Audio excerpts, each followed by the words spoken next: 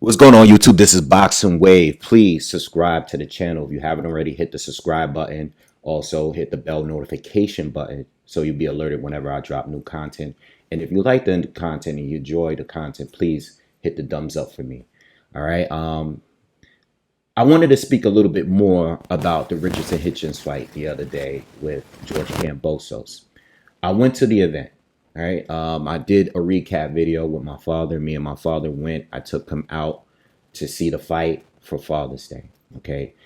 The event was good. I mean, I've been there dozens of times. I've seen plenty of fights in this arena. And I felt like it was the same energy for any other card, especially when it's a New York fighter, The energy was good. A lot of people showed up to support. The seats were full, the arena was full. Shout out to Boxing Beats and Rhymes, the channel, all right? My personal favorite boxing channel. He made a video talking about this event and how the ticket sales probably didn't do good, or I really don't know. I mean, I was there. I thought the event looked like it was full. I don't know how it looked on TV, but from being there, I thought the event was similar to any other event that I've been to in the arena. But I do want to address Richardson Hitchins, right? And just, I know Beats touched on a little bit of the history with Brooklyn fighters. And I agree 100% on everything he was saying. He was talking about Lou DiBella and how, he's from New York and promoting the fight. So I definitely want to address some of the things he said in his video. I'll probably leave his video in the description part under this video here. But I definitely want to talk about Hitchins and him coming up and where his status is right now. I do also want to talk a little bit about George Kambosos and how I feel about him in his career.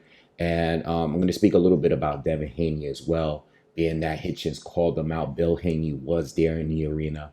And I wanted to speak on that potential fight going on. Teofimo was there as well, but I don't really know I don't know what Teofimo is doing right now, but I wanted to speak a little bit more on that. All right. But let's start off by, let's talk about Hitchins a little bit and just the history of Brooklyn fights. Now, me being from New York, lived in New York all my life, never lived in Brooklyn, but being from uptown, right, Harlem, Bronx area, always been a fan of the Brooklyn fighters because they were always the biggest fighters. I mean, it is what it is. I think at the end of the day, most of the biggest name fighters from New York usually came out of Brooklyn. You know what I mean? I think the only other fighter that was not from Brooklyn that I was a huge fan of growing up was Hector Camacho, because he was from East Harlem. Even though he was Puerto Rican, he's from East Harlem. He's one of my, I used to, as a kid, always watch his fights and see what he was going to wear to the ring, because he's always big on the costumes and stuff like that. So as a kid, I really liked that.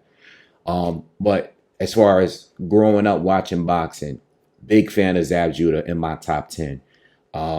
Mike Tyson, my number one favorite fighter of all time. Big fan of Shannon Briggs, big fan of Riddick Bowe, big fan of every New York fighter, even some of the newer fighters like Danny Jacobs. Big fan of him. That's my guy. So there's been a lot of fighters that came out of New York, and Hitchins is a guy that was a good amateur, was in the Golden Gloves, came up under the NYPD Cops and Kids program. Like, he was always like a good kid, you know what I mean? And he was never a knockout artist. As a pro, he just wasn't a knockout artist, right? But he was a good boxer. He's always been a really good boxer. And for years, he's as a professional, I thought that, yeah, he's from Brooklyn, but I can't put him in the mix with those other guys from Brooklyn because we knew how Zab was. Zab would knock you out in the ring. Yes, he took some losses. Yes, he got stopped in his career, but he was knocking guys out. He was powerful. He was explosive. He was a good fighter. And even his losses, he gave good work to the people he lost to, right? And then obviously we have Tyson Bowe and Shannon Briggs, loud, like drama-filled, leading inside and outside of the ring. And the thing with guys like Hitchins, or even like a guy like Jacobs, because it took until I think when he knocked out Peter Quillen, where people really started like to really, outside of New York, I mean, for people to really respect him like that, especially being from Brooklyn and being from Brownsville. Danny Jacobs was a good guy, classy, one of the classiest guys you would ever met. Me meeting him and knowing him, he's one of the classiest fighters that you would ever meet. And I think Hitchins is in that space right now, right at this moment. He's getting people to respect him because of this win, because of his most recent win against Liam Prowell. I think right now Hitchins has always been a good guy, and you don't see him get into trouble, disrespecting fighters. I think more recently because of social media, he's been talking a lot, but he's not been a KO fighter. And I think the reason why a lot of people haven't really cared for him is because, and I'm talking about even from New York, is because when you look at the Zepeda fight, yes, he's winning. He's winning clearly, but he didn't push to take that extra step to try to get him out of here. He was winning every round, right? Clearing them, beat him, 12-round fight, beat him, but wasn't doing anything to put him away, and that's because he's a defensive fighter.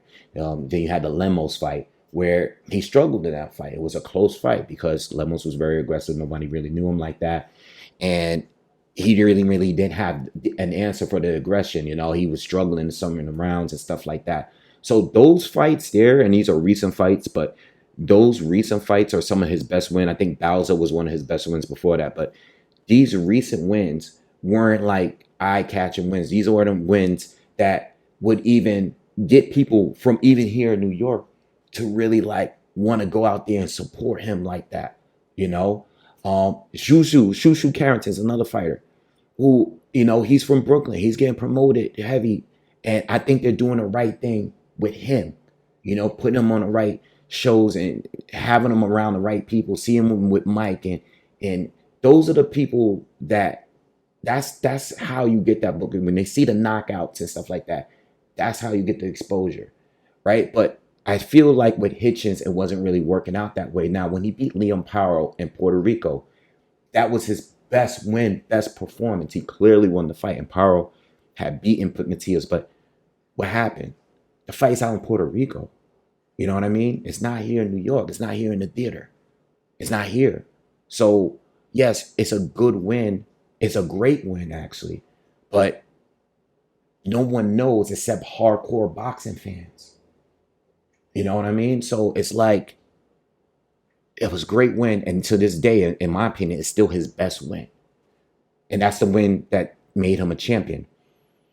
But beating George Kambosos now and stopping him here in the theater, now I feel like, okay, now we can start pushing him to New York. Let's get more fights in New York that we can potentially, if he is to get a Teofimo next or a Devin Haney next, and if he is to win those fights or at least perform good, maybe we can do that in Madison Square Garden in the bigger arena against a Teofimo or against a Devin Haney. Maybe we could do that. But one thing I will say, and this is the point I wanted to really make when it comes to guys like Hitchins and Shushu Carrington and some of the other fighters that's coming out of New York.